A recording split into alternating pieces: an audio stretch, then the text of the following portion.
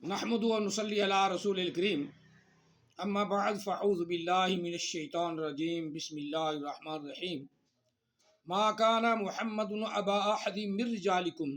ولکن رسول اللہ و خاتم النبیین وکان اللہ بکل شیء علیما ان اللہ و ملائکتہ یصلون علی النبی یا ایھا الذین آمنوا صلوا علیہ وسلموا تسلیما اللہم صلی علی محمد وعلی آل محمد کما صلیت علی ابراہیم وعلی آل ابراہیم انک حمید مجید اللہم بارک علی محمد وعلی آل محمد کما بارکت علی ابراہیم وعلی آل ابراہیم انک حمید مجید الصلاۃ والسلام علیک یا سیدی یا خاتم النبیین وعلی آلک وصحابک یا سیدی یا محمد رسول اللہ صلی اللہ علیہ وآلہ وسلم۔ قرآن مجید فرقان حمید کی ایک آیہ مقدسہ بڑی مشہور آیہ مقدسہ ہے، اور اکثر ہم لوگ، خاص طور پہ ہم بریلوی لوگ، اس آیہ مقدسہ کو نبی علیہ السلام کی ختم نبوت پر بطور دلیل پیش کرتے ہیں، اور اس میں ہم اپنا ذہن نہیں لڑاتے، ہم اپنی کوئی لوچ نہیں تلتے جس طرح قادیانی تلتے ہیں کہ تحذیر الناس کی عبارت دکھا کر یا کسی بریلوی کی کتاب کی، عالم دین کی عبارت دکھا کر وہ دلیل بناتے ہیں کہ خاتم النبیین لفظ ہے نا، خاتم، اس سے مراد یہ نہیں ہے کہ نبی علیہ الصلوۃ والسلام خاتم النبیین ہے، کہ آپ کے بعد کوئی نبی نہیں ہو سکتا۔ حالانکہ مرزا غلام قادیانی اتنے بڑے جھوٹ بولے ہیں، قرآن پاک کو کہا کہ یہ میری شان میں اترا ہے، انا اعطیناک الکوثر میری شان میں اترا ہے، محمد الرسول اللہ والذین معہ اشداء علی الکفار رحماء بینہم تراہم رکعا سجدا، یہ میری شان میں اترا ہے۔ ایک جگہ تو لکھتا ہے کہ پورا قرآن ہی میری شان میں اترا ہے، اور کئی مرزائی بھی کہتے ہیں کہ یہ قرآن تو مرزا غلام قادیانی پر اترا ہے۔ اتنے بڑے جھوٹ بولتے ہیں، اور مرزائیوں پر اللہ تعالیٰ کی لعنت اس لیے پڑتی ہے، قادیانیوں پر، کہ وہ نبی علیہ السلام کی بات کو نہیں مانتے۔ آقا علیہ الصلوۃ والسلام نے جو ارشادات فرمائے ہیں ان کی طرف جاتے ہی نہیں۔ تحذیر الناس میں مولانا قاسم نانوتوی نے، یا اپنی کتاب میں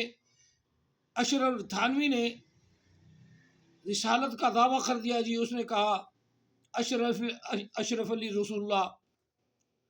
یا اسی طرح خواجہ معین الدین چشتی اجمیری کی لعنت برسے سے مرزا محمد علی انجینئر پر، جو اس نے اجاگر کر دیتا ہے، اور جو اس بات کو چشتی رسول اللہ کو چھپاتے ہیں ان پر بھی خدا کی لعنت۔ اسی طرح جو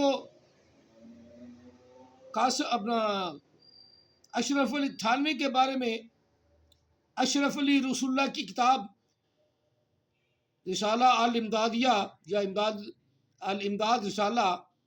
اس کو چھپاتے ہیں، ان سب پر خدا کی لعنت۔ جو ایک دوسرے کا اس معاملے میں تعاون کرتے ہیں ان پر خدا کی لعنت،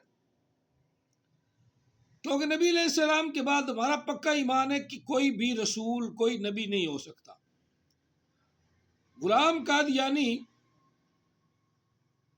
غلام احمد کہتے ہیں، احمد نبی علیہ السلام کا نام ہے، اس کا غلام ہے، اور پھر غلامی میں نبی بن گیا، اور یہ احمدی بن گئے، جبکہ غلامی کہتے ہیں اپنے آپ کو۔ احمد تو نبی علیہ السلام کا نام ہے، احمدی تو ہم بھی ہیں۔ آقا علیہ السلام من بعد اسمہ احمد، آقا علیہ الصلوۃ والسلام کے قرآن پاک میں اس بات کی تصدیق ہے کہ نبی علیہ السلام کا نام احمد ہے، یہ احمدی بھی نہیں ہے۔ اور اپنے ذہنی دلائل پیش کر کے نبی علیہ السلام نے خاتم النبیین کا مفہوم ترجمہ خود اپنی زبان سے بیان فرمایا ہے، تاکہ کوئی ڈاؤٹ میں کوئی شک میں اور پرلے درجے کا ان پڑھ جہل اجاڈ اوپر سے پڑھ لکھے ہیں، لیکن نبی علیہ السلام کی بات کو نہ ماننے والے ان پڑھ ہی ہوتے ہیں، جہل اجاڈ ہوتے ہیں۔ ایسے جہل اجاڈ جو ہیں وہ ذہنی دلائل آج بڑے بہت دیتے ہیں، ذہنی دلائل دینے والے پر خدا کی لعنت۔ نبی علیہ السلام نے اس آیہ مقدسہ کا ترجمہ وضاحت کے ساتھ بیان فرما دیا۔ آقا علیہ السلام نے ارشاد فرمایا، حضرت محمد عربی صلی اللہ علیہ وآلہ وسلم نے ارشاد فرمایا، انا خاتم النبیین لا نبی بعدی، لا نبی بعدی، لا نبی بعدی، لا نبی بعدی۔ اب ایک جگہ نہیں، کم از کم 8-9 احادیث مبارکہ علیحدہ علیحدہ ابن بخاری شریف نے بیان کی، مسلم نے بیان کی، متفق علیہ حدیث، اسی طرح ترمذی نے بیان کی، ابو داود نے بیان کی، نسائی شریف میں بھی یہ بیان ہوئی ہے کہ نبی علیہ السلام نے ترجمہ اور نبی علیہ السلام نے خاتم النبیین کا مفہوم بتا دیا، اور عیسیٰ علیہ السلام کی آمد کا بھی مفہوم بتا دیا، بیان فرما دیا کہ عیسیٰ علیہ السلام تم میں تشریف لائیں گے، نازل ہوں گے، اتریں گے، اور وہ اسلام کی تبلیغ کریں گے۔ نبی علیہ السلام نے قسم اٹھا کے بات کی ہے، قسم اٹھا کے، والذی نفسی بیدہ، مجھے اس ذات کی قسم جس کے ہاتھ میں میری جان ہے کہ عیسیٰ علیہ السلام نزول فرمائیں گے۔ لفظ نزول ہے، قرب قیامت وہ آئیں گے۔ اب اپنے آپ کو ایک عکس معروم کانا غلام احمد، یعنی یہ غلامی کہے اپنے آپ کو مرزائی، اس گومے کے ماننے والوں نے اس کو نبی بھی بنا لیا، نبی مان لیا، وہ اپنی کتابوں میں لکھتا بھی ہے، لیکن بار بار ایک ہی رپٹ ڈالے، یہ خاتم النبیین جو ہے یہ نبی علیہ السلام، اس سے مراد یہ نہیں کہ وہ آپ کے بعد کوئی نبی نہیں آ سکتا، آپ کے بعد کوئی نبی، بڑی عقل مندی سے بیان کرتے ہیں۔ عقل مندی گئی بھاڑ میں، عقل اور ایمان علیحدہ علیحدہ ہے۔ علامہ اقبال نے اس کا بڑا پیارا ترجمہ بیان کیا ہے نا کہ عقل تو ابھی لبے بام ابھی،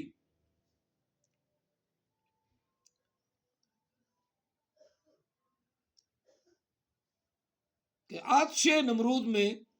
کود پڑا عشق، عقل لبے بام ہے، وہ بھی سوچ رہی ہے میں کیا کروں کیا نہ کروں، لیکن ایمان نے چھلانگ لگا دی، یہ ایمان ہے۔ اب ایمان یہ ہے کہ نبی علیہ السلام نے تشریف فرما دی، انا خاتم النبیین لا نبی بعدی، جو اس بات کو نہ مانے وہ بے ایمان ہے، اور سارے حدیثیں علیحدہ علیحدہ پڑھتے ہیں، کہیں تو سامنے آ کر خود بیان بھی دیتے ہیں، لیکن اشرف علی تھانوی کا تحذیر الناس میں قاسم نانوتوی کا خواہ مخواہ ایسے رپھر ڈال کے اور لوگوں کو بہکاتے ہیں، یہ شیطان قسم کے لوگ ہیں، یہ شیطان قسم کے لوگ ہیں جو ایسا کرتے ہیں۔ اللہ تعالیٰ کا ان پر عذاب نازل ہو، ان پر خدا کی لعنت ہو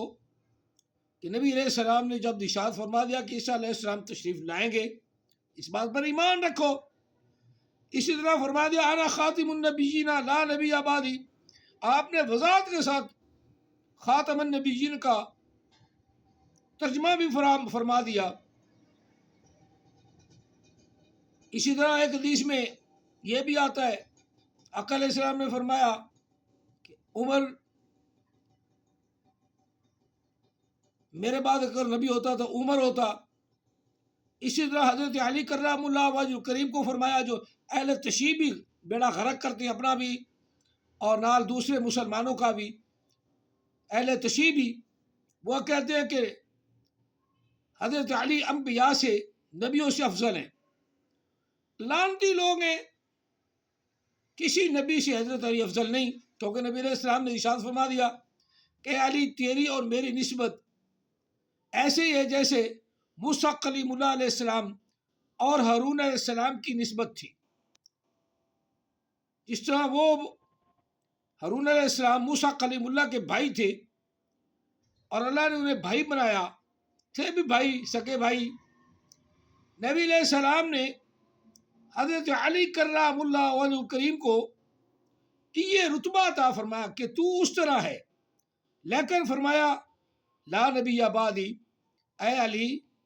تو بہت بلند شان والا ہے، سارے اصحابہ سے بلند شان والا ہے، لیکن ایک بات یاد رکھنا کہ لا نبی بعدی، میرے بعد کوئی نبی نہیں۔ یہاں حضرت علی کرام اللہ وجہ کریم کی شان بھی مکمل بیان ہوئی، اور اگلا سٹیپ بھی بیان کر دیا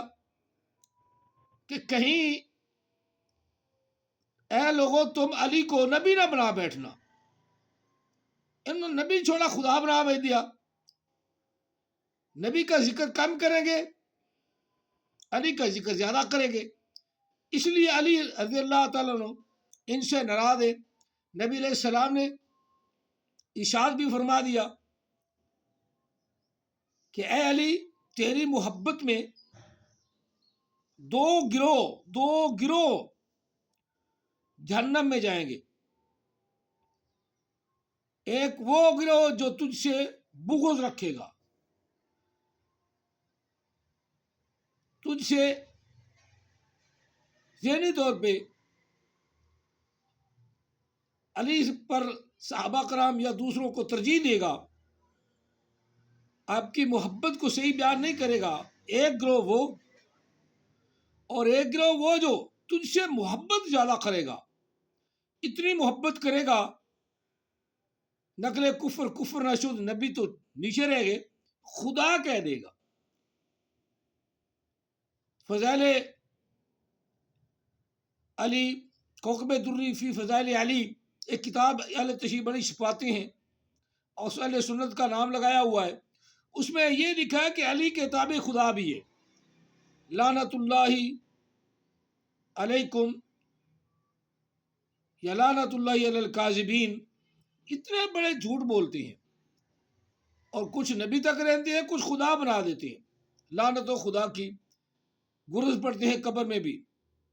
حضرت علی کرام اللہ وجہ کی شان بڑی ہے، داماد رسول ہیں،